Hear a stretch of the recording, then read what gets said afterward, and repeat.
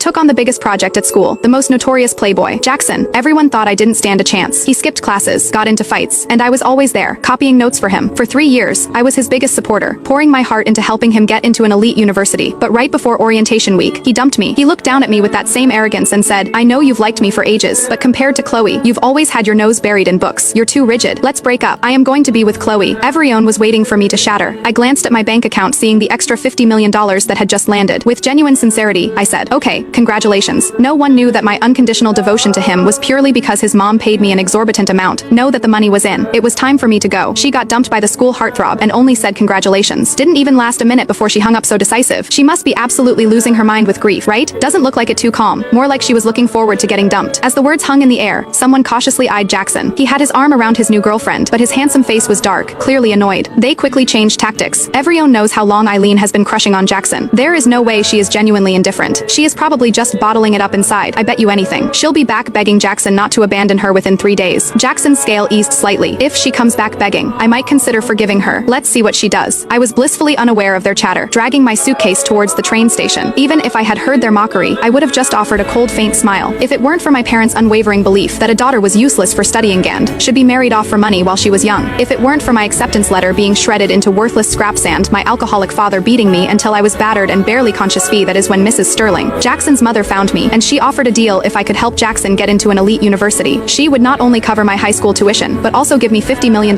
Otherwise, I would never have chased after Jackson, the school's resident bad boy, always at his back and call, his devoted follower, and during everything without complaint, 3 whole years. I used every trick in the book, turning him a rebellious lacquer into a top student, successfully getting him into an elite university. Now, my mission was complete. I finally had the money and could leave. I was too happy to even think about it. Why would I be sad because he got a new girlfriend? From the very beginning, all I wanted was to break free from hell and carve out a world of my own love. That was never on my radar after orientation week. I didn't enroll in the university I was accepted to. My parents wouldn't let me go. Not when a prestigious university student could command a decent amount of money. If I was going to leave, I had to leave completely. Over the 3-month summer, I took my IELTS and reached B2 level in French. I successfully processed my study abroad application. As I boarded my flight to Paris, Jackson's texts started coming in. "Why did you block all my contacts, Eileen? Haven't you thrown enough tantrums this whole summer? Even if Chloe and I are together, we're still friends. Stop acting out. Unblock me." His words still dripped with that usual arrogant tone, as if he was certain I'd be just like the past 3 years. No matter how childish he was, or how much he trampled on my feelings, I would eventually come crawling back to him. I simply took out my phone card, snapped it in half, and tossed it into the airport trash can. Along with that card, I discarded all the humiliation, the calculations, and the unbearable memories of the past. The planes sliced through the sky, erasing all my prior existence. Later, my best friend told me Jackson had been leaving comments under my old social media posts. The messages were always something like, "Are you done acting up yet? It is just a relationship. Why are you so mad?"